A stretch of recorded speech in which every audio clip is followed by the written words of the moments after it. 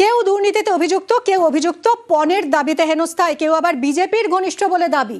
ভোটের বঙ্গে কমিশনে নিয়োগ করা 4 জেনারেল অবজারভারকে নিয়ে এরকমই বিস্ফোরক অভিযোগ করেছিল তৃণমূল।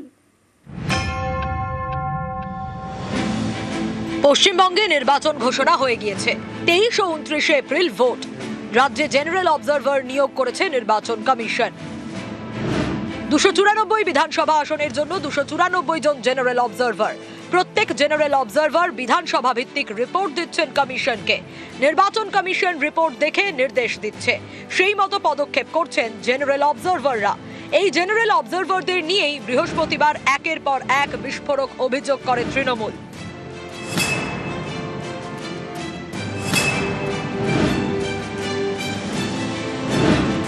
ধীরজ কুমার মালদার গাজলের জেনারেল অবজারভার।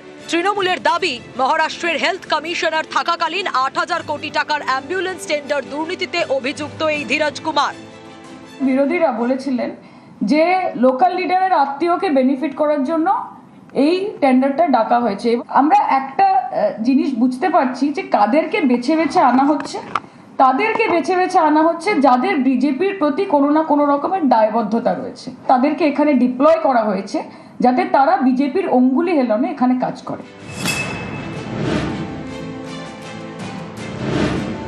অজয় কেতসরিয়া বনগা দক্ষিণের জেনারেল অবজারভার।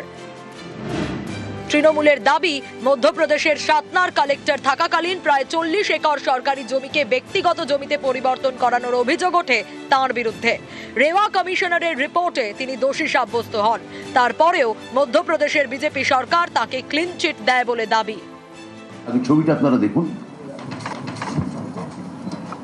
অজয় কেতসরিয়া বনগা দক্ষিণের ইনি অবজারভার হিসেবে এসছেন। কিভাবে জ্ঞানেশ কুমার বেছে বেছে লোক পাঠাচ্ছেন দেখুন, তার বস অমিত শাহের পরামর্শে। এর আগে মধ্যপ্রদেশে বিজেপি সরকারের সময় সাতনায় কালেক্টরেটে কাজ করতেন।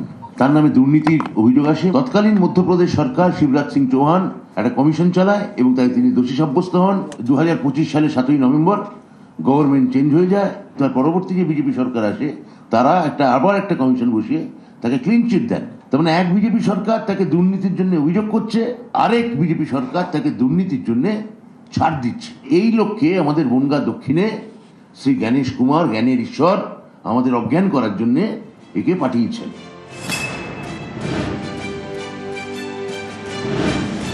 গন্ধম চন্দ্রডু বালিগঞ্জের জেনারেল অবজারভার। তৃণমূলের অভিযোগ, 2018 সালে গন্ধম চন্দ্রডুর বিরুদ্ধে পণের দাবিতে হেনস্থা করার অভিযোগে মামলা দায়ের হয়। তখন তিনি অন্ধ্রপ্রদেশের আদিবাসী কল্যাণ বিভাগের ডিরেক্টর। বালিগঞ্জে যে ভদ্রলোককে নিয়োগ করা হয়েছে সেটা একটা সাংঘাতিক ব্যাপার।